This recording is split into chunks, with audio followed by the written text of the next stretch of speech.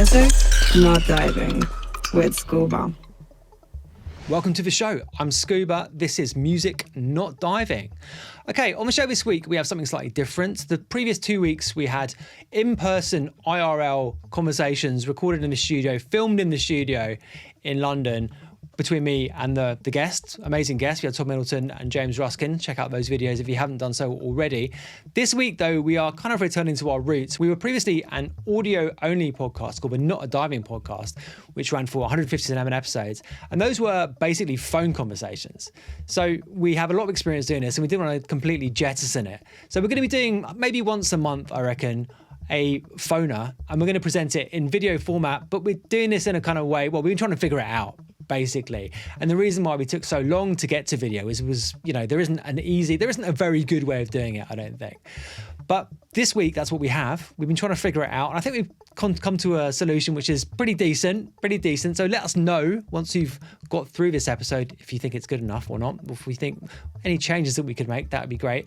But yeah, we think we've done something pretty cool with this. And we have a great conversation to test it out with. So it's none other than Spencer Parker joining us on the phone this week. He is something of a underground legend of Berlin, I think it's fair to say. He's from London originally, but has been in the city for 15 years now or so, and has just amassed an enormous amount of experience DJing in the city, but also around Europe. And he's just got, he's a serious DJ, absolutely serious DJ.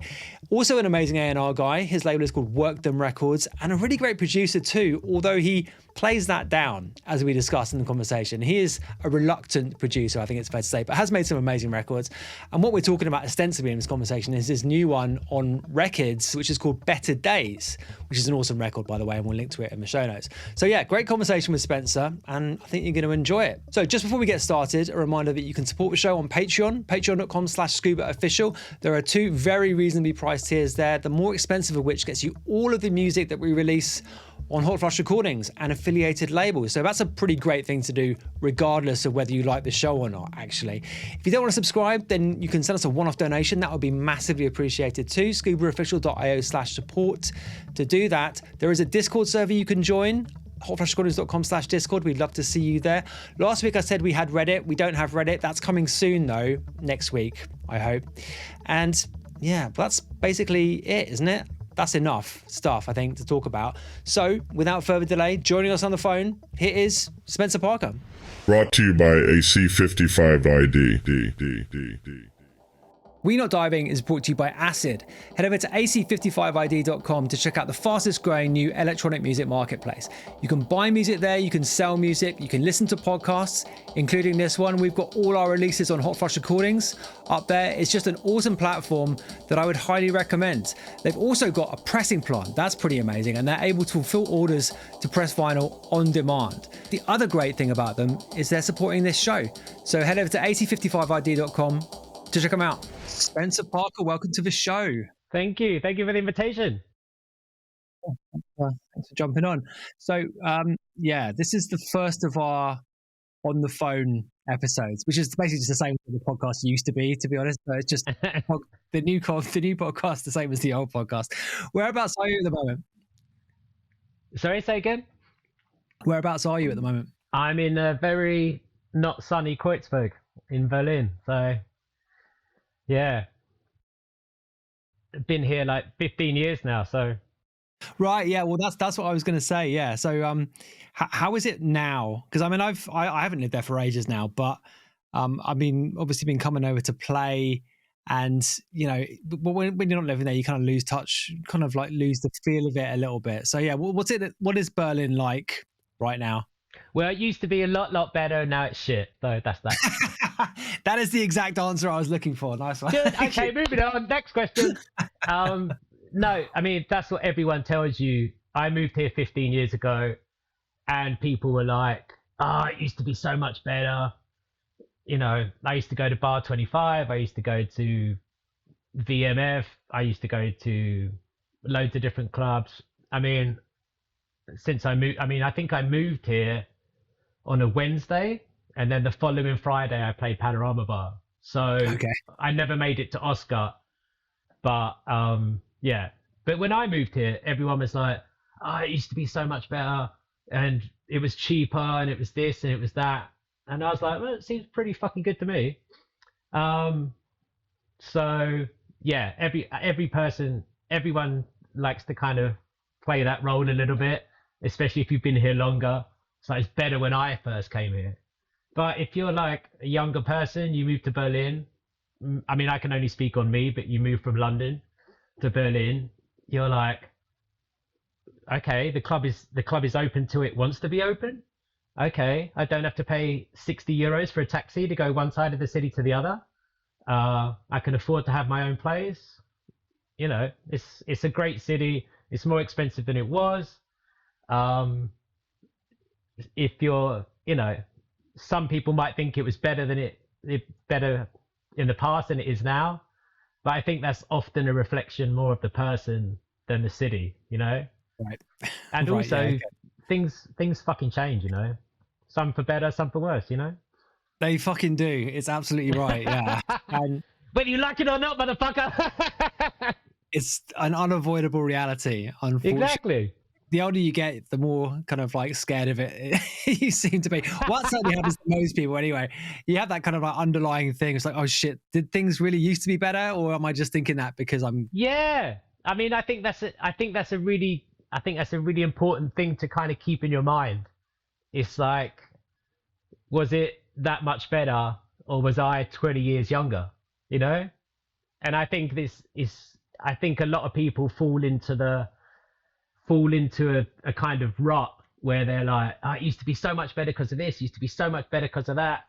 And maybe it was better because you were 25, not 45, you know? Yeah. I mean, there's certain things that are like irrefutable, like, you know, the whole issue of like people having phones, people having cameras, stuff like that. That's, you know, social media, that's changed the world. That's changed everything in the world. Sure.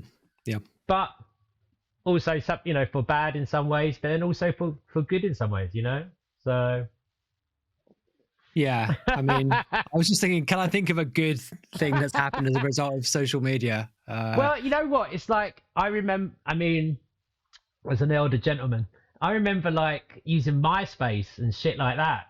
And, you know, connecting with people that I'd never connected with before and speaking to people. And I think that's really, you know, I think that's a really beautiful thing and a really great thing for people to be able to build their own little cliques, and for like younger DJs. I mean, I'm very lucky that I've been DJing around the world for a long time, and that was off of giving out mixtapes in a record shop. I never made a record. I never, you know, had any like real hype or anything like that. I never had like a big magazine article written about me. Working in a record shop, giving out tapes. People heard the tapes, liked it, invited me to go to Italy. So that's, you know, that's how I did it. But it's and I had residencies in London, so they might have heard me there, invite me. But that's quite a difficult way to go around things. But, you know, with social media, you know, you might see someone else, another DJ in Italy. Oh, I really like your stuff. Oh, send me some music. Oh, I've got my own small label. Do you want to be on it? Oh, you should come and play the party in Italy. I think that's really beautiful, you know. It's giving people opportunities they might not have had. Yeah. Yeah, absolutely. I suppose, yeah. I mean, connectivity. Apart from that, it's terrible. It is but good. It's like... Yeah, apart from the, you know, geopolitical disasters that have happened as a result, it's all good. I mean, if we could all stay alive long enough to go do that gig in Italy, that's cool. Absolutely. Yeah, right. I read that the reason that you moved to Berlin in the first place was because of a breakup. Is that right? Yeah, totally. Yeah, not the nicest breakup. I didn't realize we were breaking up until I did, and yeah, it wasn't that much fun, to be honest. But yeah, I moved to Berlin because I shared a flat with my girlfriend.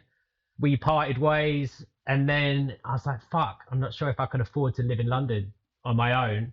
A lot of my friends that I would have maybe moved in with and had as roommates were like already with their girlfriends, already had a situation that couldn't be changed.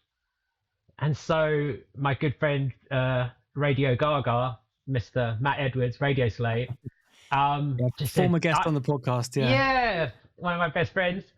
God bless him. He was like, I was super upset and, you know, heartbroken. It's just come and stay at my house. I'm in Berlin. Come stay on the couch. You'll be fine. And I was just about in that sort of realm where it just about got to the point where it was worth me putting all my eggs in the one basket of DJing financially. So I was just getting enough money that for working 5 days a week as a temp in some office, I'd get double that or the same for doing one gig. So I kind of made the jump and came to Berlin, stayed on his couch for a long time, trying to find a flat, and then finally found a flat. Let me just ask, how much time had you spent in Berlin before that? I'd actually played here a couple of times before. I played at a place called Sage, which Sage, I don't know that. Yeah, it was kind of in the middle of the kind of like electro clash kind of era. And it's actually like round the corner from my house now. I pass it every now and then. I think it used to be, I think it's what Kit Kat became, or it's next to Kit Kat. Okay. Or something like this. It's a bit more of a kind of weirdy, kind of more commercial club. But I'd played there once or twice before, but I'd never really got a whole handle on the city. And then I think I went and saw Woody play at some place that was like a concrete bunker. Okay. Because I remember he had this record out with, I think, oh yeah, If I Had Known This Before. He had this big record that I was really into, that I was playing. And so I got taken to see Woody DJ briefly. But I'd been a couple of times, but I'd never really seen that much of the city or got a real handle on it. So it wasn't the first time, but I didn't really know what I was doing or where I was going or anything like that. Right. But it's like if Matt had lived in Amsterdam, I'd have gone to Amsterdam. If he lived in Lisbon, I'd have gone to Lisbon. There was no like master plan like, oh, this would be great for my career. It's just I was just heartbroken and just any port in the storm. I suppose, yeah, a happy coincidence in the end. I mean, because worked out okay. Yeah, totally. I mean, like, you know, because I mean, particularly then, because I moved over in 2007 for the first time, and again, yeah, sort of similar sort of thing. I played a couple of times, hadn't spent a ton of time in the city, but I had a kind of sense that, you know, it was probably quite a good place to be. And I did make the sort of decision to move there, I suppose, for my career, but it was actually more like, you know, like you were saying, it had reached a point where suddenly, oh shit, I can actually quit my job and do this. I can give this a go, right? Which is a real kind of like, it's a nice place to be in, but it's also a bit like, fuck, shit's just got real now, you know? So I've had that feeling pretty much for the last 15 years. Okay, right. Every day. Yeah, fair enough. But yeah, no, there's nothing wrong with moving somewhere for your career. Why not? You know, if we work in music and that's the epicenter of music, fucking go there. But for me, it was just, you know, it was my horrendous personal life led me here. That's it, you know. So that gig that you played at P-Bar the week after you arrived, had you ever been to P-Bar before that? No, from what I remember, I arrived on a Wednesday, and I think Matt said, like, go and check it out. I think probably Matt or Boris or someone put me on the list. I checked it out on a Friday or a Saturday, and then I was like, oh wow, it's really cool. And then I played the Friday after, which is not because I'm anything amazing, but it was just obviously I'm on records. Matt was doing a records party, and he was nice enough to put me on the lineup. So it's I don't think the bookers of Panorama Bar fell down and immediately booked me because I moved there. Okay. It's just a nice coincidence. What was your initial impression? Obviously, you mentioned that you went to check it out. Do you remember what you thought of it? Yeah, I thought it was really cool. Thought it was a nice club, really cool spot. Nothing more.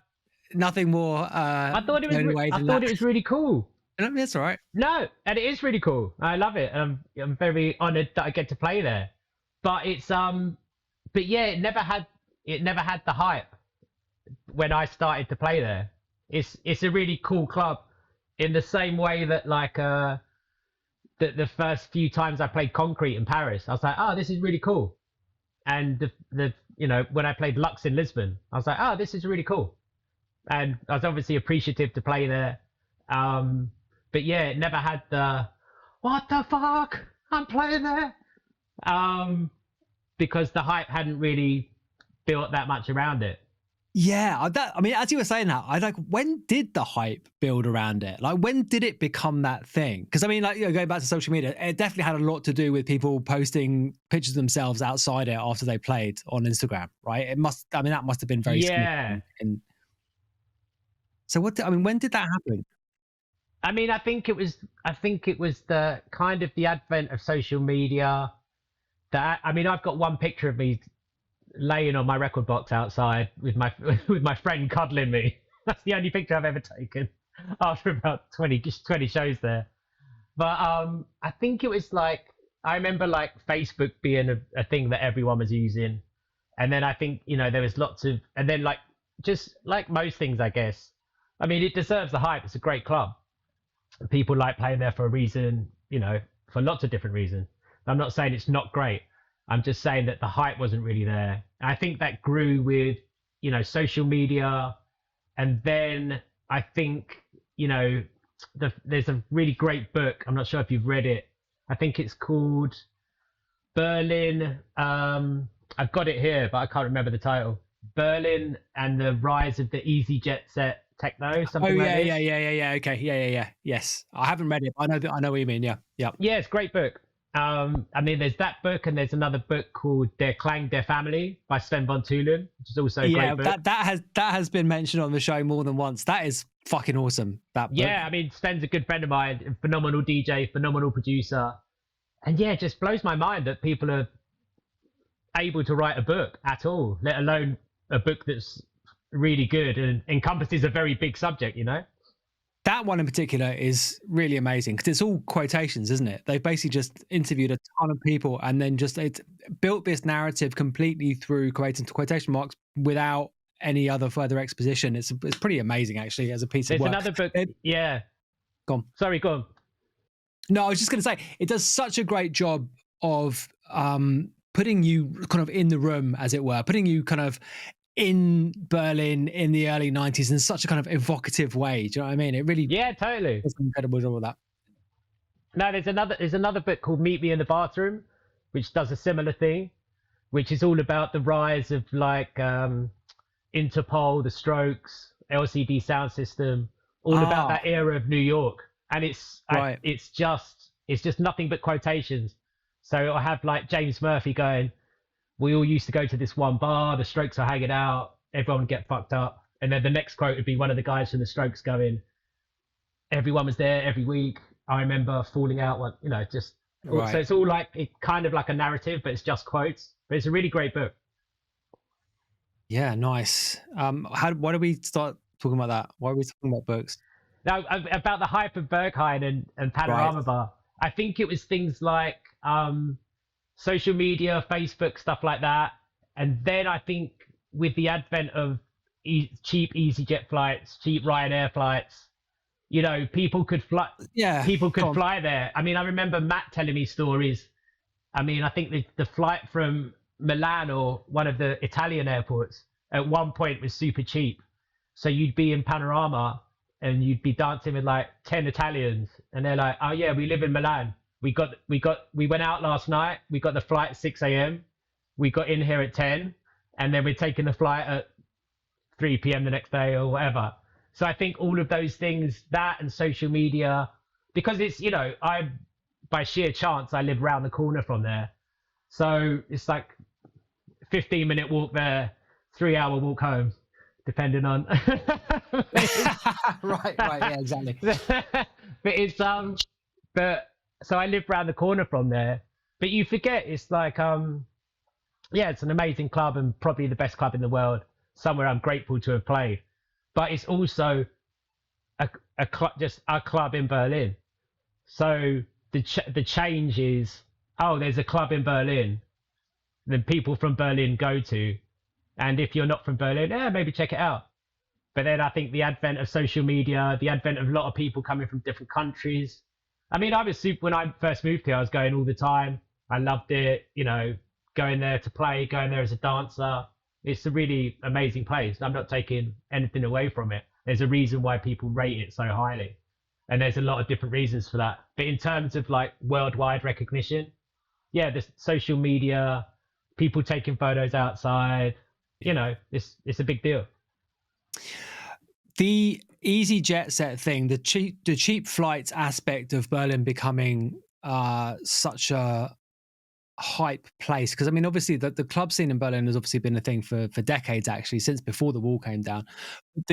But the cheap flights thing is something which anecdotally I've heard people saying has declined, and flights have got significantly more expensive the last few years in Europe, like internal European flights. Have you noticed fewer tourists, or fewer of those kinds of tourists in Berlin? Like, has that side of the Berlin club scene noticeably declined, do you think, for you? I don't know. I mean, not especially that I've noticed. I think it's I don't think it's especially declined. I think with the world being the way it is, it's a bit of a different time in the world. So I think maybe 10, 15 years ago, people's financial, you know, the flights are a lot cheaper. People might be at a point in their life where, okay, let's just go on a whim, have a crazy night, fly back the next night. And I think the world has changed a bit. You know, life's hard for a lot of people. People don't have that much disposable income. So maybe they don't come twice a month, but they come every 2 months and stay for 3 days.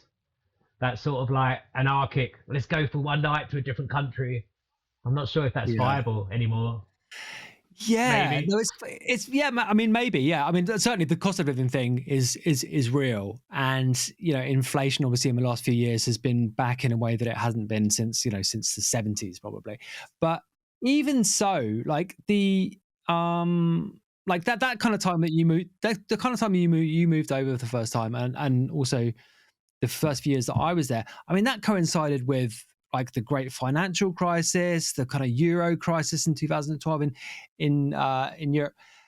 I mean, it's not like shit was super easy for people then. Do you know what I mean? Like, it's True, like, it true. seems like what are the other changes? I mean, you said, like, you know, previously that the Berlin club scene is still great, but it has changed. Like, what changes are there in the audience that you could put your finger on? Like how has that moved on? Like, not necessarily in a good or bad way. What what are the differences? I don't know. I think the main difference I've noticed worldwide is probably the change of it. Probably the change from it being a subculture to it being a major part of culture. You know, which obviously I've noticed over a long period of years. But yeah, I think maybe that, like when I was a little bit younger, it was a subculture. So if I was in my college or something like that, of the 100% of people going to my college, maybe 10% were goths, 10% were into like rock and roll, 10% into hip hop, blah blah blah, whatever. But then 20% of people into dance music. And then, not sure if my numbers are adding up, but 60% of the vast majority of the people would just go to all bar one on a Saturday night, get pissed, try and meet a girl, stuff like that. I'm not sure, maybe I'm wrong. I don't think those people exist anymore. They all go to Awakenings or to some other festival. It's not everyone has a favorite DJ. It seems that it's not a subculture. It just is the culture. You go out and listen to dance music. Sure, a lot of people are into Oasis, a lot of people are into like different bands and stuff like that. But I think that's the thing I've noticed more than anything, that you don't meet that many younger people that are like completely unaware of house and techno culture. Yeah, it's kind of been folded into the mainstream, hasn't it? In a way. Yeah, that's probably that's a good way of wording it. Yeah, it's in a quite uncomfortable way, I think, probably for people of your and mine vintages, like the vintage in which we came from. Because I mean, for me anyway, basically, like subculture, I think is a better way of putting it than counterculture, because counterculture implies something slightly different. But yeah, the kind of subcultural aspect of it was a major attraction for me. Well, yeah, but I mean, if you're a member of a subculture because you want something different, you know, and you're defining yourself to some extent against all of those other people who went to fucking All Bar One on a Saturday night, you know, like you didn't want to be those people. To be a member of the subculture, you have to give a fuck. Right. And I'm not sure, you know, I won't say, you know, to go to a massive festival with 10,000 people, whatever, I'm not sure how many of them give a fuck. You mean you have to care to some extent about the scene itself? Yeah. Yeah, you're interested. You love it. That's why I got into it. I'm excited by it. I want to be part of it. And if I can read a book about house music, I read it. If I see an interview with, you know, Nicky Ciano, I'm going to watch it because I'm still a fan. I'm still a fan in general. And if you like something, you should be curious about it. You should give a fuck. If you're a younger DJ and you don't know who Nicky Ciano is, or you don't know who Frankie Knuckles is, why? Why don't you know? Don't you care? Don't you give a? That's like, all right. That's like saying I love Man United. Who's your favourite player? Oh, I don't know the players' names. Right. Okay. Yeah. I mean, maybe that's harsh. Maybe that's harsh. The current iteration of Man United, probably you could be forgiven for not being Man United's a bad choice for a team. I love Man United. Where are you from in Manchester? Right. Yes. Exactly. Exactly. But yeah, I think that's the thing. I think what the way you phrased it is very good. Is a subculture has been folded in to the mainstream, and I don't think that's a bad thing. I think that's fucking great. Again, if you love something, the whole reason I started DJing is like I started going out clubbing, and then after going out clubbing, I'd want like a memento, like a souvenir of the night. So I wanted to buy. Oh, I love that record. Let me find out the name. Okay. Oh, really? Let me buy that record. And then I went from, because I was going out so much, I went from this many records to this many. And then I was like, oh, maybe I can DJ. And I DJ'd at a friend's party. But it's all about, fucking listen to this. It's amazing. Play it. Not about like, look at me and I'm so cool. But like, check it out. It's amazing. Like go around your friend's house. Oh, listen to this. I got it this week. It's amazing. That's what DJing is. 2 hours of check it out. But that's how I've always looked at it, you know? It's like I think you should say to a DJ, if you ever get the option on your rider and blah, blah, blah, it's like, oh, do you want to be on the floor with all the people around you, or you want to be on the stage? If the DJ says they want to be on the stage, don't book them. Yeah, that is... that tells you everything. That tells you everything about that person. I 100% agree with you. Yeah, if it's a DJ that likes being on a stage, then that's probably not a DJ you want to be listening to at any point. I can't dance to your haircut, well, especially not for me. But I can't dance to your haircut. I can't dance to your outfit. I can't dance to how you dance. I'm trying to listen. And some people are born performers. Good for them. But I think that sort of question is like, what's the reason for this? Why are you doing it? Do you love music? Do you give a fuck? Sure. Yeah, absolutely right. I don't think necessarily having a performance aspect to your DJ set is necessarily bad. No, not at all. Some people are born extroverts. Some people aren't. Yeah, some people do it really well. There's nothing wrong with not doing it. Nothing wrong with not being it. Or with being it. Absolutely. And I guess the problems come when it takes over from the music, right? Because obviously what's coming out of the speakers is the most important bit, or it should be anyway.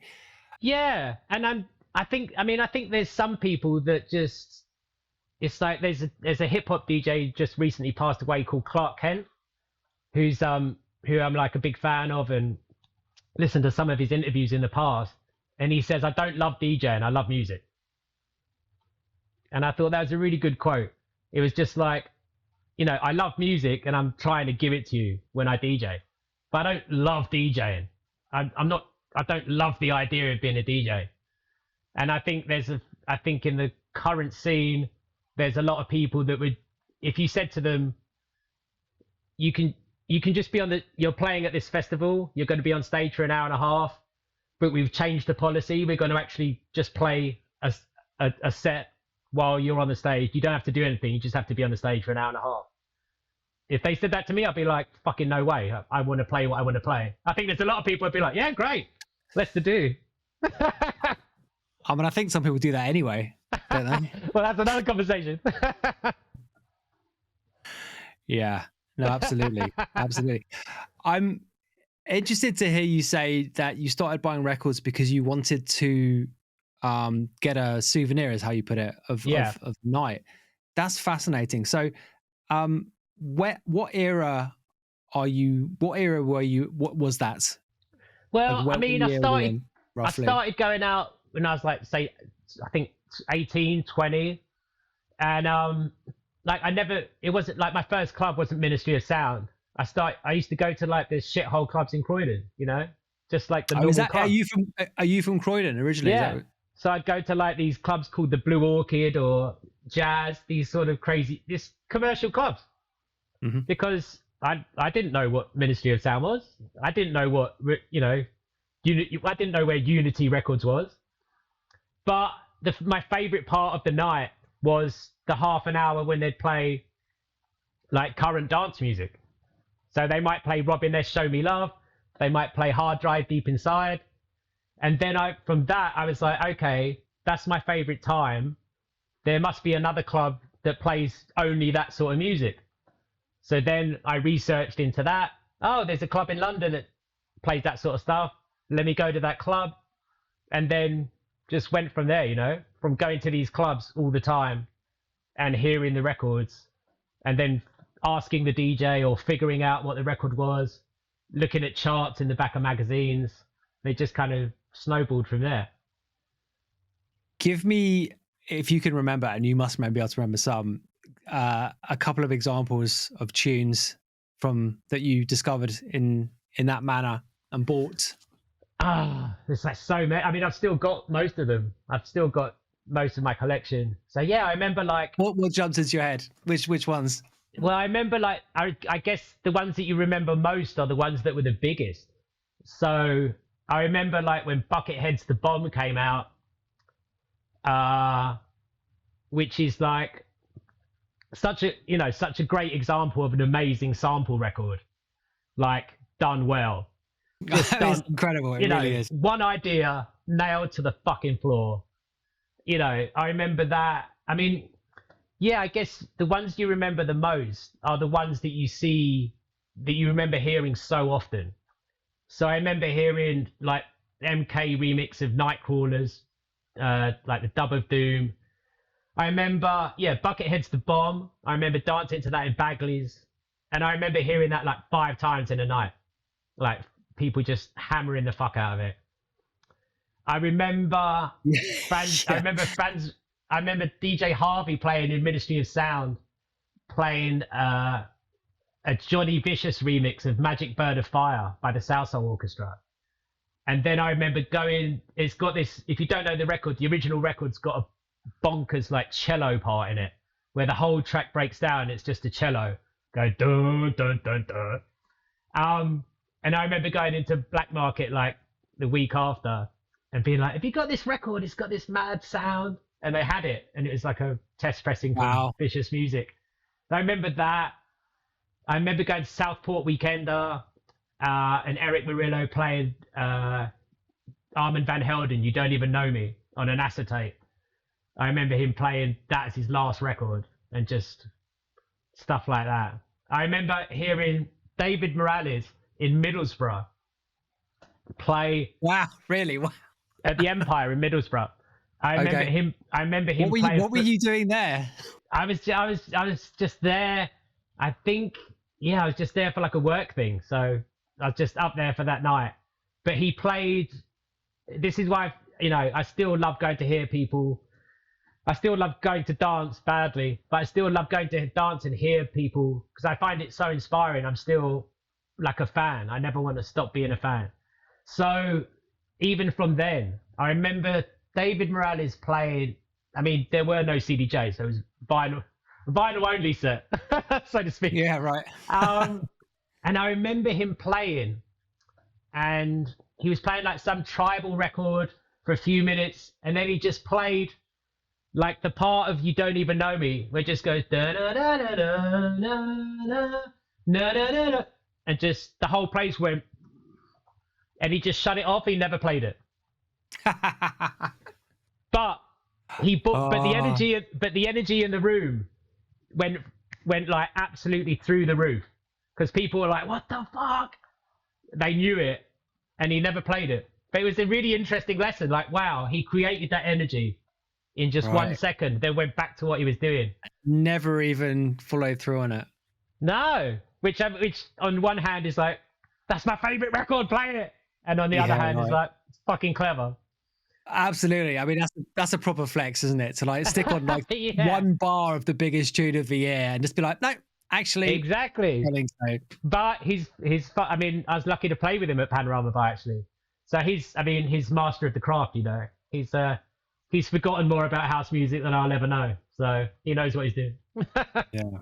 Yeah. But yeah, I just remember. I mean, you tend to remember the biggest records. You know, there's loads of records in my collection that I bought and I have nice memories of.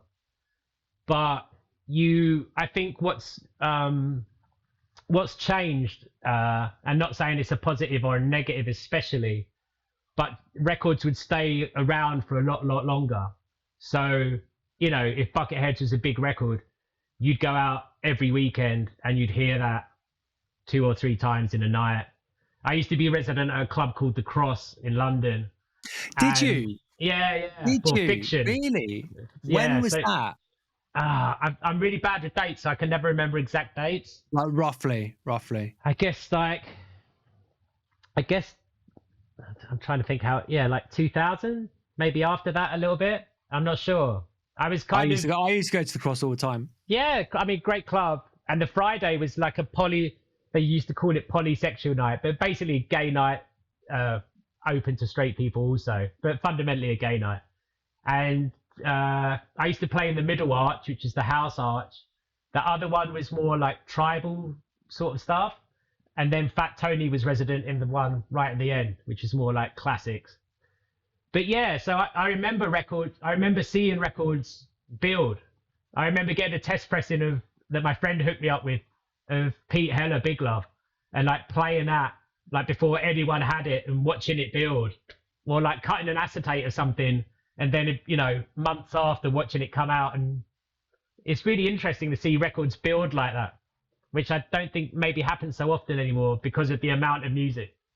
Yeah, I mean, that was going to be the question I was going to ask, really, because I mean, that's absolutely true. What you say about, you know, back in that era, a big tune would just be hammered by everyone, and everyone would be playing it. And like you say, you would hear it. If you went out, you would hear it. And if you went out in a weekend, you would hear it 5 or 6 times or whatever.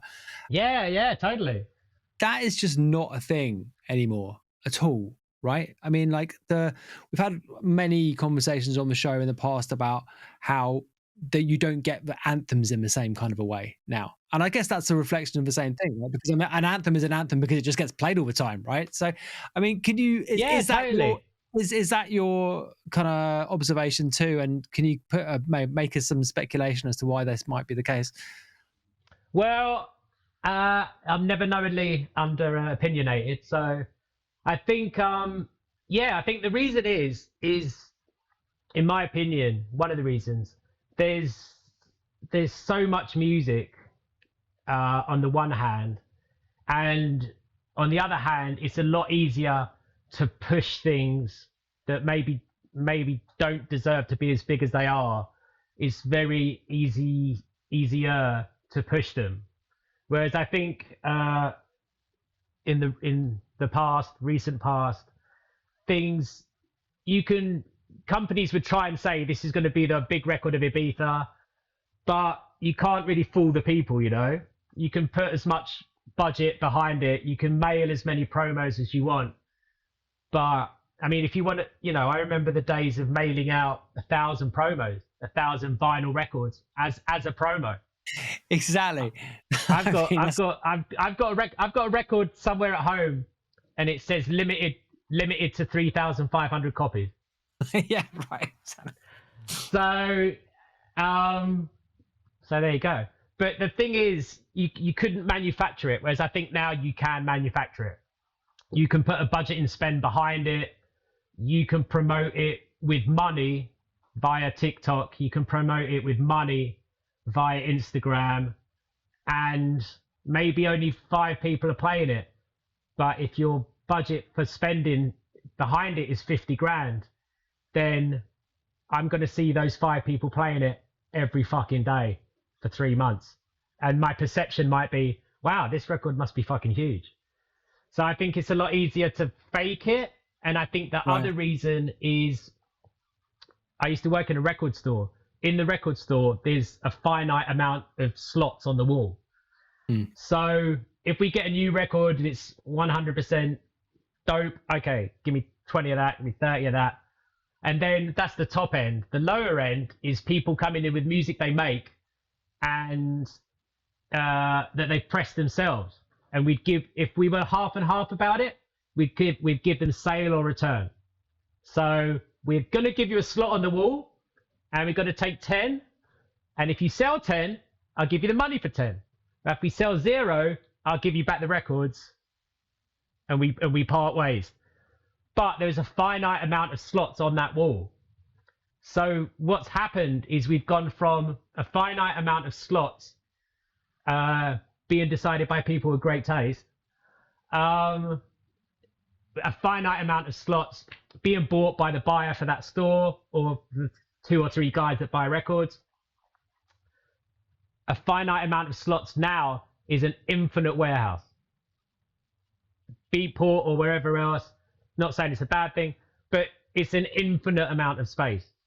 So I remember having a conversation with Ben Watt from Everything But the Girl, because I was signed to his record label. I know him a bit through DJing and stuff.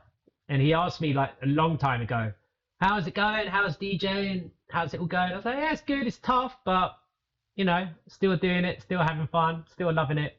And he said, I mean, he's very astute, been working in the record industry for a long time, sold a lot of records around the world via Everything But the Girl, and obviously run his own label. But he said to me, I guess it must be hard to get heard above all the noise. And I was like, that is a very clever, insightful quote. Yeah, I guess it must be hard to get heard above all the noise. And I think there's so many people doing it now, so many people releasing records. And that's not a criticism, because I've got my own record label. I put out music. If I'm allowed to do it, why shouldn't you? But the amount of music, it's an infinite warehouse.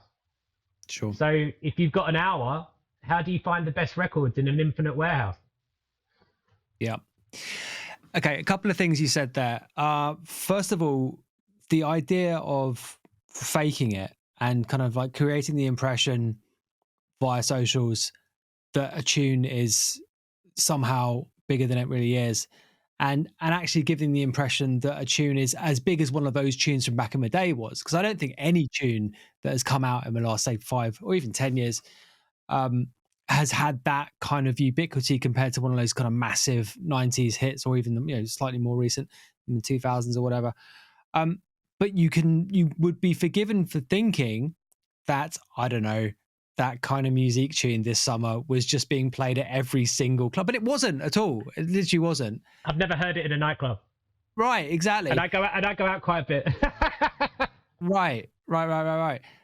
And that's just it's a weird kind of, you know, postmodern, post-truth reality that creates, right? Because like I said, I don't think there is a single record which is as big as the Bucketheads or whatever. Pick your 90s anthem. I mean, what does that do to the scene? I mean, like, I'm trying to figure out what the right question to ask is on that observation, but like that can't be healthy overall. No, I mean, yeah, I don't know. It's like, I think it's happening in I think the whole fake it till you make it thing is happening across all elements of culture. It's I don't know. I mean, I think it's really interesting. One example that I always think of, and I don't mean this in a bad way, but I remember when I've got a lot of friends that work in fashion, and I'm a fan of fashion from the outside. I don't work in that industry. But I remember, this is just one example, that Brooklyn Beckham was given the I'm instantly angry listening to hearing that name. I know you're going to say carry on. No shade on him. He's a young guy doing his thing.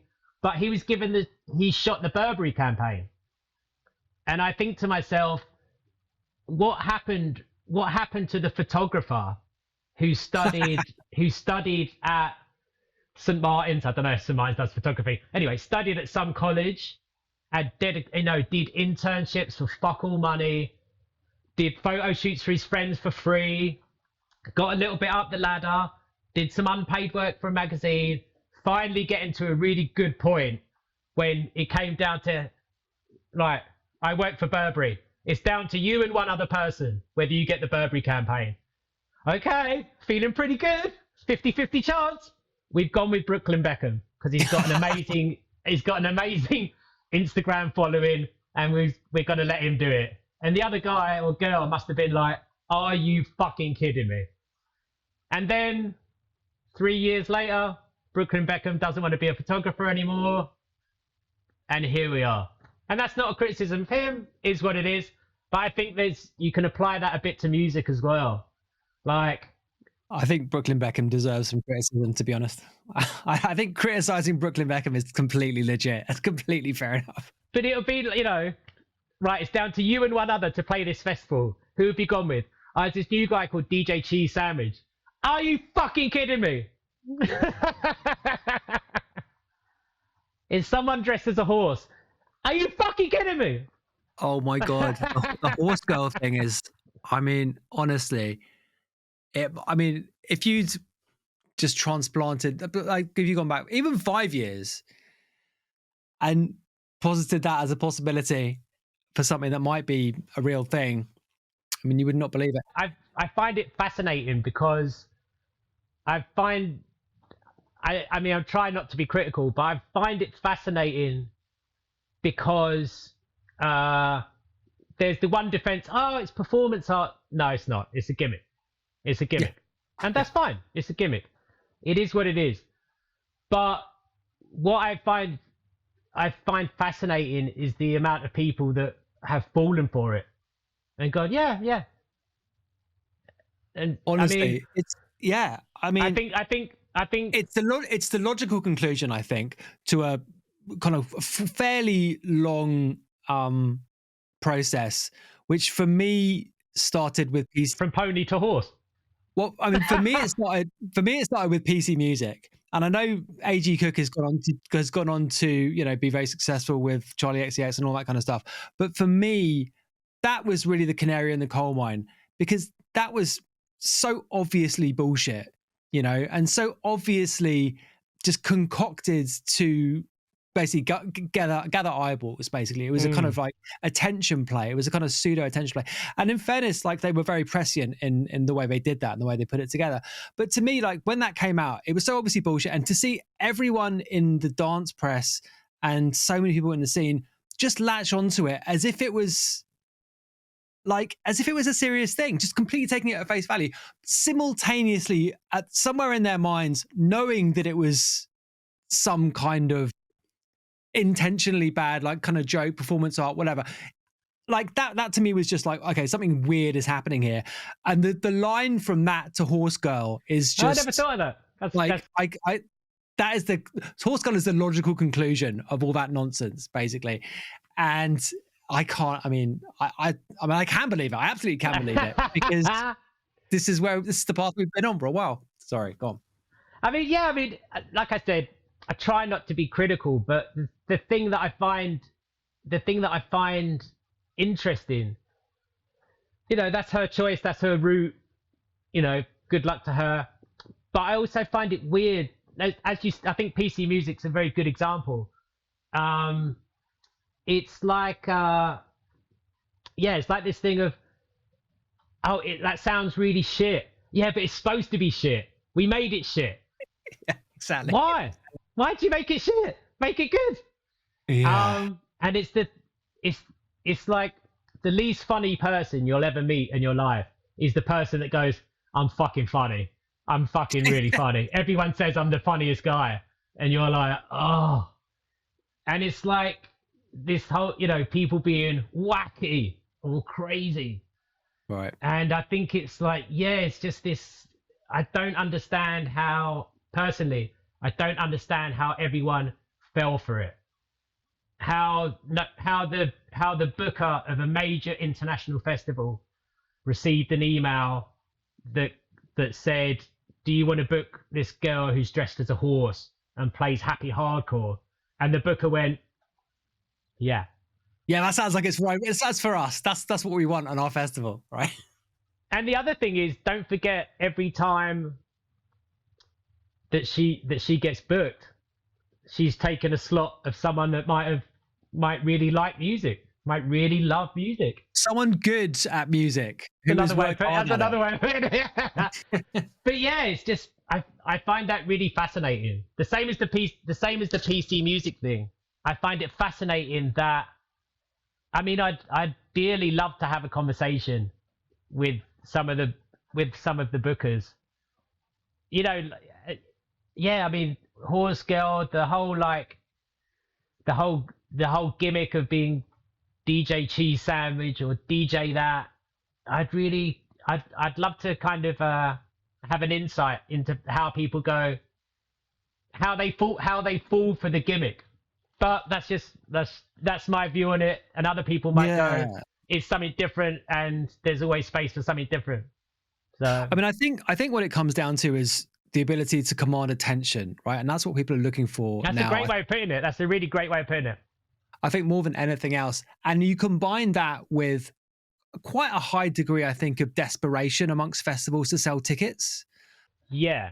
There's been like real pressure, I think, particularly in the last 2 or 3 years to basically cover costs, right? Because I mean, there's been so much inflation in the live music ecosystem, and there's real pressure, I think, to keep the lights on.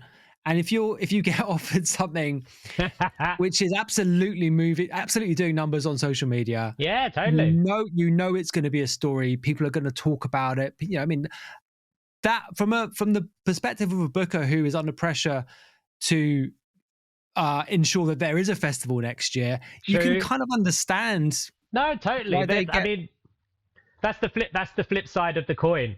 If you're putting on a festival with your own money, and you're like, this act will undoubtedly sell this many tickets, and maybe to book Jeff Mills and make sure we keep the lights on next year, we have to shift a few tickets.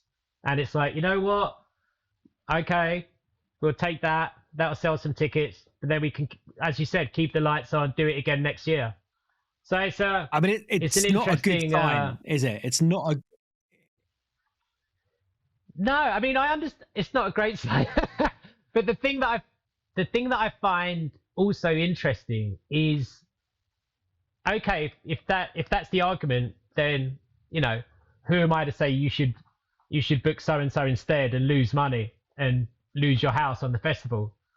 But I think there's an argument with a lot of acts maybe like that, or of a similar ilk, maybe, that like maybe put all those acts in a different arena. I think there's a lot of acts. Yeah. There's a lot of fucking joke TikTok arena where the fucking 14-year-olds can go and I always remember this. I always remember I was like an avid reader of all the dance music press in the UK, right, from 7 Magazine, DMC Update, Faith Fanzine, Music Magazine, Mix Mag, DJ Mag. I used to buy all of them. When I was going to university, I'd know the day they came out because I had a long commute to university. And I remember when they did the first DJ Mag Top 100, whatever it was. And it was in the height of like trance, I think like maybe Paul Van Dyke one or someone like that. Every single DJ that played trance, there was like a questionnaire like name, age, music style. Every DJ that played trance all said psychedelic trance, tech trance, underground trance. Not one of them admitted that they played trance for whatever reason. Maybe because of public perception. Not one was happy to say, I fucking love trance and it's fucking, I'm getting paid out the arse and I'm going to play it. I love Sabrina, Boys, Boys, Boys, and I've played that in a club many a time. For me, it's a perfect Balearic Italian pop record. I love it. I'm not playing any records ironically. I think it's a great record and I'll play it and I'm happy to say I play it. But not one of these people, they were getting paid from playing, in my opinion, not the greatest music in the world. But none of them admitted this is what I fucking love. And I think we've got another thing now where a lot of people are saying, I love techno. It's like, you're playing happy hardcore. You're playing hard house. So but if that's what you love, just fucking admit it. Yeah, right. Just say it. So, and also, you're making millions of pounds. You're going to be in the arena with those guys. I don't want to hear Jeff Mills and then 10 minutes after, happy hardcore. Right. But no. I find it interesting that people never want to admit that. But in terms of like booking in a festival, yeah. But maybe there's an argument those people that play that particular techno should all be in one area. I mean, that's the great thing. That's the great thing about Burning Man. It keeps all those people in one place. Right. Right. Yeah. Okay. Yeah. Oh, Burning Man. No offense to people that like Burning Man. I'm only joking. Have you ever been there? Fuck no. No, neither have I. Neither have I. It's not my thing. If it makes people happy, fine, great, good for them. But it's not my really sort of thing. No, I can't imagine anything. I'm only fucking about. Yeah, okay. Now there was another thing I was going to ask you about, and it was, working in a shop.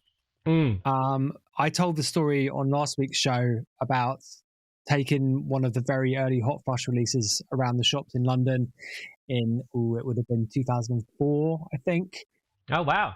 And going into bar vinyl with, a copy of it and trying to get an SOR order, and the guy listening to it and just looking at me and saying, you need to get better at production. Really? Yeah. But it wasn't actually my tune. That's the thing. I just signed it off someone else. He's like, you need to get better. And that being, obviously that was a highly mortifying experience, but actually a massively character building one too, right? Because I mean, I've got like, that's I think people still say that to me. Anyway, what I was going to say though, you were that guy though, were you, in certain other shops? Yeah, I mean, hopefully I was a little bit kinder, but right. Well, my friend made the record Loaders theme, okay, and he bought it in as a white label and played it to me, and I was like, yeah, it's good. It sounds like classic Morales Death Mix record. Yeah, it's really great, really good sample, really well done. But only after I said that did he tell me it was him. Okay. So yeah, thanks. Yeah, so luckily he's a great producer, and I was like, yeah, it's great, we'll take it. But yeah, I mean, record shop people get a bit of a bad rap sometimes to being like moody cunts and stuff like that. I mean, it's that high fidelity mentality. Yeah, right? yeah. But yeah, hopefully I was a little bit kinder, and yeah, I mean, you get offered. I think sometimes you get offered stuff that's like a cliche of a cliche, or like a mashup, or like a cheap idea that's, I don't know. But yeah. Which shops did you work in? I was in Uptown Records. Oh, were you? Darblay Street, yeah. Wow. Okay, in the garage era as well. Yeah. Well, I was on the US garage side and then the UK garage side. Okay. It's interesting to see a lot Sorry, go on. No, I was going to ask, like, how often did people come in? Like, a lot. People were bringing in tunes for SOR. It was like every day. Yeah, quite a lot. I mean, it cost. I mean, I guess the normal route would be pressing your own white label and then giving it to a distributor like Essential or Prime or something like that. And then I guess there was times that was difficult to do, or that it was backed by the distributor. So you're like, let me do it myself. So I mean, it wasn't a cheap thing to do. It was the literal definition of putting your money where your mouth is. Yeah, absolutely. Yeah, like literally the first 3 records on Hot Flush we did like that. Yeah, and then we got a distributor. Yeah, I mean, because it costs even in those days pressing 500, or maybe we did 300 for the first one. I can't remember, but it was like it was over $1,000. You know, a lot of money, and mastering it, getting it pressed, getting it delivered to your house or whatever, and then you're like, right, I've got 300 records in my house. Now what? Yeah, exactly. It's quite a lot of records to shift. Fuck yeah, I've got to go around London. I've got to go around the surrounding counties, suburbs. If I want to get it in a shop in Liverpool, I'm driving to Liverpool. If I want to get it in a shop in Scotland, I'm driving to Scotland.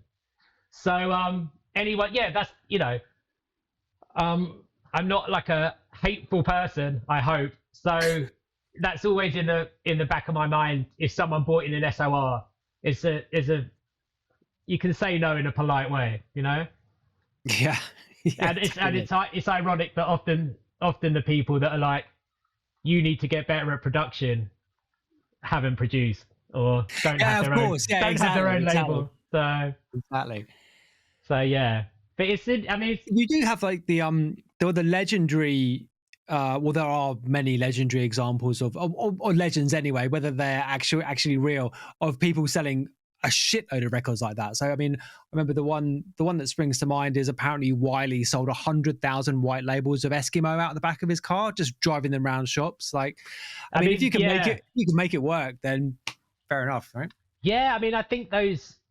I mean, I didn't work on the UK garage section, but that UK garage was a star that shone very bright for not a huge amount of time, but shone very bright when it did.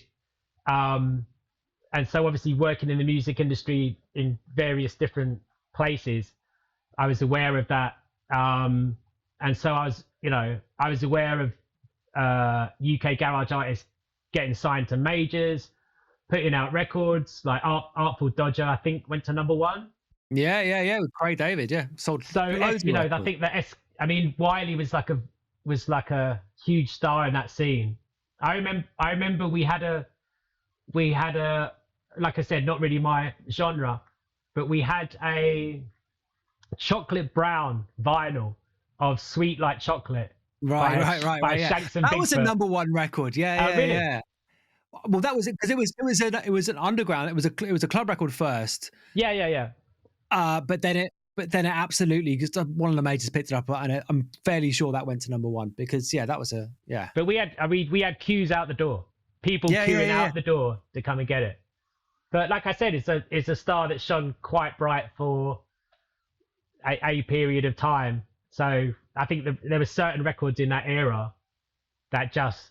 I mean, I think you might be able to say the same about maybe in the height of house, US garage, rave. I'm sure there's records that have done, a similar. I mean, I think like some of the stuff,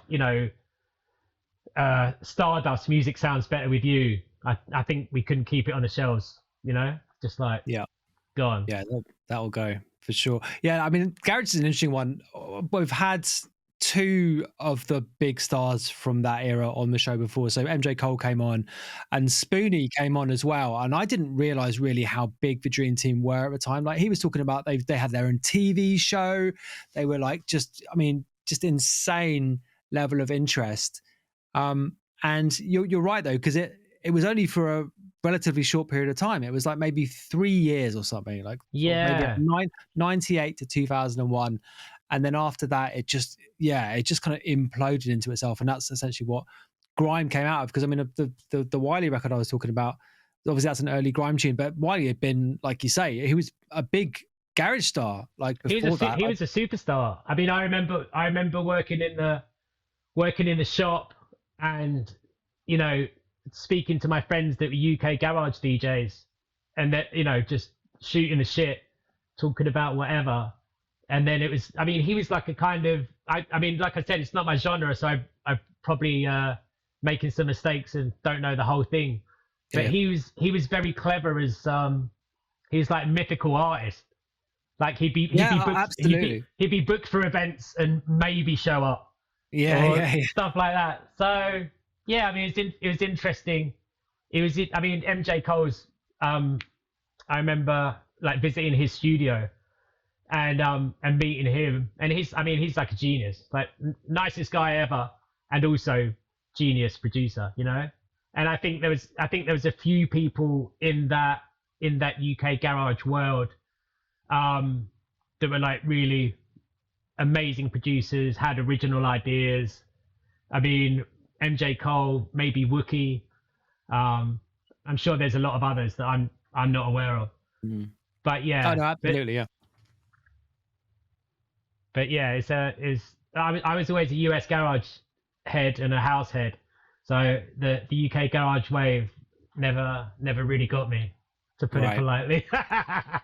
Fair enough.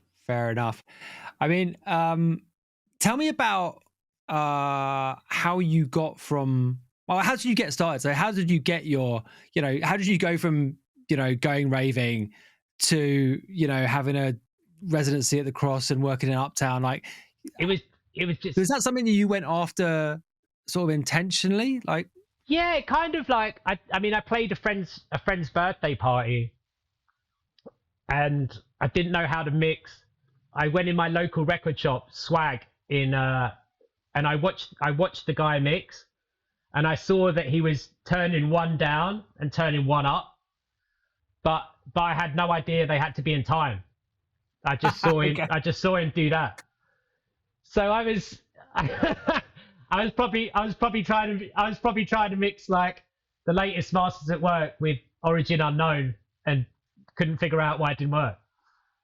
But also, it was a swift transition. It wasn't like clanging the fuck out of it. I was quite swift with it, because obviously I recognized when it didn't sound good.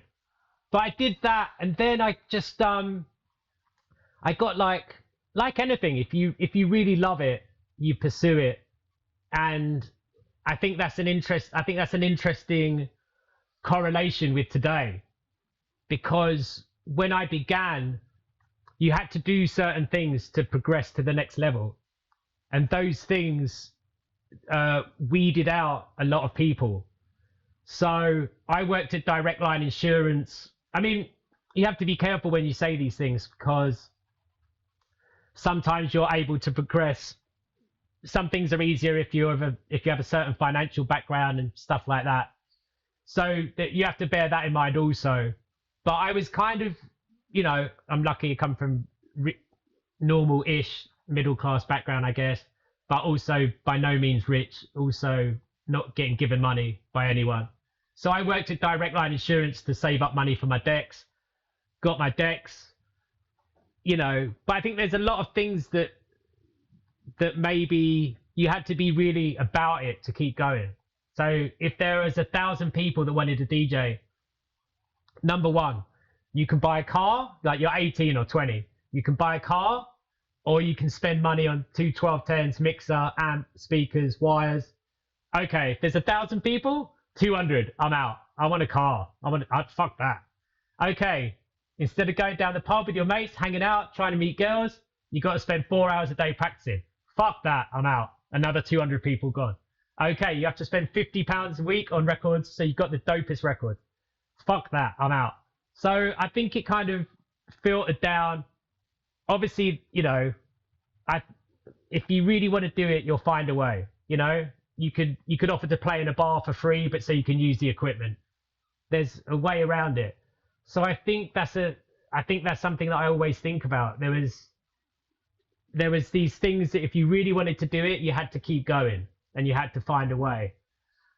And I'm not sure if that's the case anymore. I think there's a lot of ease of access, which I think is great, because obviously I think it should be a level playing field. Everyone should want to do it. Everyone that wants to do it should be able to do it. But I think there's also a lot of things now where it's, yeah, maybe the people aren't as passionate as they could be. Well, they don't have to be, do they? That's the thing. Because Yeah. I mean, like what you've just described is like a series of hurdles that you have to get over. Basically. Yeah, that's a good way of And putting it. when you remove the hurdles, then the selection process becomes something else, doesn't it? Right? Because I mean, essentially that's what it is. Like, if lots of people want to do something, there's got to be some kind of weeding out that goes along, that enables people to, differentiate themselves from the other people trying to do the thing. Yeah. And going back to the attention thing, essentially what I think has happened is that there is just much more emphasis placed on people's ability to command attention, basically. Right? Like the music's still there. Like it's a prerequisite. Like it's not completely gone away, but the necessity to do other things alongside it, I think, has just become gradually more important and gradually more taken over more and more, to the extent that, without wanting to labor the point, you have girls dressed up as horses playing DJ sets. But like, I think it's the only thing that matters. Right? Really? You go that far? Okay. Yeah, because I spoke to a friend who's an agent a little while ago, and he said he was speaking to the bookers of a couple of different clubs and a couple of different festivals, and they're like, all we care about is people that can command attention, their personality, how they look on stage, how they act on stage. And I think if you've got someone like that who's like a wacky, crazy guy on social media and on the stage, if he hasn't put out a record in 3 months, who cares? It doesn't matter. Right. Or you've got someone else who's adores music, spends every second looking for new records, and is quite simple, low key, shy when he plays, and maybe doesn't have the same social media following because he's not crazy. And I think that's a real shame. But I mean, as we said before with the festival thing, it's a two-sided coin. But I think I think all the great people, DJs that I'm fans of and that I love, aren't the wacky crazy guys. They just love music. That's why they're so good.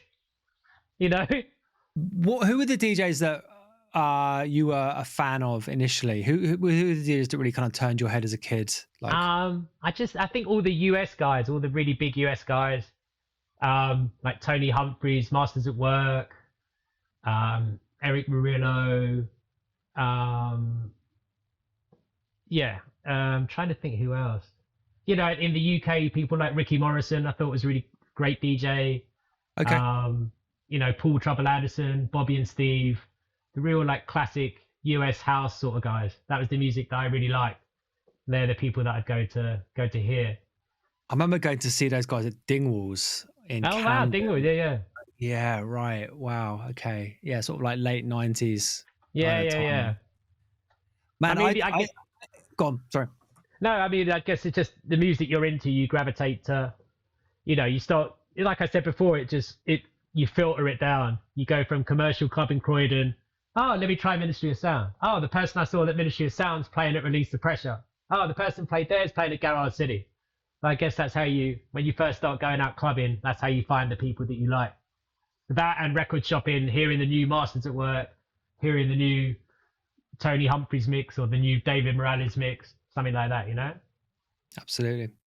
Totally. Now, we got to talk about the new single before we go, because that's what we're supposed to be talking about. What I'm really interested in, though, is that you always play down your production. Like, if given the opportunity, you will talk yourself down as a producer. I've noticed this in interviews of yours. Like, really, you have, and then in the press release for the new record on Records, you literally say, I've only just started producing, or something like that. You kind of hint that you've only just started doing it. And your first tune came out in 2006. Did it? I checked it earlier on. I was like, that can't be right. And I was like scrolling down the Discogs, just like, I'm going to figure it out one day. I'm going to get good at it one day. Producer, mate. Like, yeah, I mean, the thing is I've always considered myself a DJ, and that's it. And I only started I never really wanted to produce. I never wanted to, and then it became a thing that is like, it could be quite good to do it. Luckily, as it became more important, my mind turned around. Luckily, at the same time, just about. So I first just started doing edits of songs that I liked, so that I'd have something special to play for a gig. Then, yeah, just started doing that. Then made a single, another single. But yeah, I don't know. I kind of do enjoy the process. I'm not very technically minded, so I'm not not good at many things, but I think I'm quite good at A&R. So I'm quite good at A&Ring myself. Okay. And other people. I know what needs to be where in a heartbeat. Like that hit needs to come out, that ride needs to come in, intros like that, outros like that. But maybe because I came to it a little bit late, the idea of like spending a day trying to get the kick just right, I find quite frustrating and quite boring. Okay.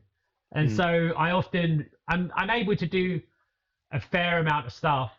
I work with Justin Drake at the Bakehouse studio in London. So what will often happen is that it from one extreme to the other, I can go in with like an idea as harebrained or whatever sort of idea I come in with, like this or this sample, just do that. And then I can go in with like a finished track and go, okay, can you tell me where I've gone wrong? Because I don't have the technical know-how. I know it sounds terrible to say it, but I'm not that interested in that side of it. I like the creative aspect. I mean, it's completely fair enough to say that, because like that is something that like people don't want to admit that, do they? But it's completely fine, not everyone's got to be a producer, not, it's like it's cool. I mean there's yourself, you've forgotten about more about production than I'll ever fucking know. It's just what you're good at and how you do it, and I figured out a way to make it work. But the thing that I've always tried to do, I've always tried to challenge myself, and whether I've been successful or not is another conversation. But I always wanted to like make an album that works from beginning to end, with the sequencing of it, stuff like that. I mean, I think just as streaming became a really big deal and the most important thing for music, I released a 22-track double album on my own label on CD. So, I mean, obviously I'm a fucking idiot, but I wanted to do it. I wanted to do it. I wanted to do the artwork. I wanted to make sure it's sequenced perfectly. And the same with this song. It's like, for me, the number one challenge always that I've wanted to do is make a full song with no cheap, easy samples. Not that there's anything wrong with sampling. I've done that many times. But I wanted to do a track completely original, beginning to end, write an actual song, which I managed to co-write with T, and also do it in another language, which, because the talent of T, being an amazing singer in 2 different languages. And so we went through the song and co-wrote it. She said, this would be in Spanish. She would phrase it like that. So it's like a huge challenge to do a full vocal and to do it in 2 different languages. So whether people like it or not, I hope so. But at least I did it. I'm happy. No, it's a great record, man. Honestly, thank you. Well done. So, a pretty memorable quote from a previous interview of yours. Previous interview of yours was, let me get this right. DJs can become producers, but producers can't become DJs. Hit me. Can you expand on that, please? Yeah, because the way you become good is all the pain, all the heartache, all the shit. That's what makes you a good DJ. Playing for 50 quid to 3 people, then not being given the 50 quid. Yeah, I remember that one. That's not a good one, is it? That's not good. It's horrible. I mean, obviously, I'm talking a bit of shit here, so it's not like 100% true. But I think there is a lot of truth to it, because I think I'm a big fan of stand-up comedy, and I think there's a lot of parallels between those two worlds. Of in the beginning, I mean, look at the example of me playing my first party, not knowing how to mix, like not knowing the records had to be in time. Jesus fucking Christ! But yeah, that's a bit of a gap, isn't it, in your knowledge? I still haven't managed it, to be fair. But I was smart enough to know the transition needed to be very quick, and I had amazing records, so I got through it. But with the comedy thing, I think there's that thing of when you begin to be a stand-up comedian, you're terrible, but you make yourself keep going, even though you might die a death. I remember being like younger, playing in a club and like fucking up a mix for like 2 seconds and being more, that would like live with me for weeks. Like just being mortified. Absolutely, yeah. Absolutely. Just I can't believe it. I can't believe it. Thing, yeah. Exactly. Even if the rest of the gig was absolutely brilliant, that one thing is like, no one noticed. No one stopped dancing. You got rebooked. That's me done for 3 weeks. Like, just you're a disgrace. But I think there's something to be said for, just having just fucking up, having the balls and the heart to keep going. I mean, most of the great. I mean, like I said, there's exceptions to every rule, and I'm talking shit to a certain extent. But I think a lot of the DJs that I really admire and love have that journey, whether it's like a Nicky Siano or David Morales or like a Radio Slave or Ryan Elliott or people like that. Most of the people you talk to that are really great all have that story. Not that many of them have the story. Oh, I made this record, went to Beatport #1, and I've been playing mega festivals ever since. But like I said, there's exceptions to every rule. So there you go. Absolutely. Nice one. Well, Spencer, this has been great. Before I let you go, I sometimes ask people for a kind of annoying, kind of on the spot list, but you just mentioned you're into comedy. Give me some recent stand-up comedy things that I should check, or the listeners. I'm trying to think of. I'm a big fan of like David Cross, who you might know from, he was a guy that was in Arrested Development. So I like his stand-up. I like quite a few like different things. I'm a big fan of Anthony Jeselnik. Oh yeah, okay. Yeah, he's amazing. He really is like the best one-liners you can possibly imagine. Yeah, totally. And his whole idea about thoughts and prayers and stuff like that is really good. I'm a big fan of Jim Gaffigan, but I also like Tom Segura. But I also like Anthony Jeselnik. I love Ali Wong. I like Sheng Wang. Yeah, there's loads of comedians that I love. But yeah, I'm quite a big fan of it. I think when you listen to some of their stories, there's quite a lot of crossover, especially when it comes to touring, being on your own a lot. The crowd was good, the crowd wasn't good. This should have worked, but it didn't work. I don't understand why this guy's so big because he's such a hack. And yeah, right. Exactly. I think there's I've often thought the same thing, actually. Yeah, but there is definite parallels for sure. Yeah. I'll stop talking there before I end my career more. Awesome. Well, Spencer, thanks a lot for coming on the show, man. Thanks for your time. Thank you, sir. I appreciate it.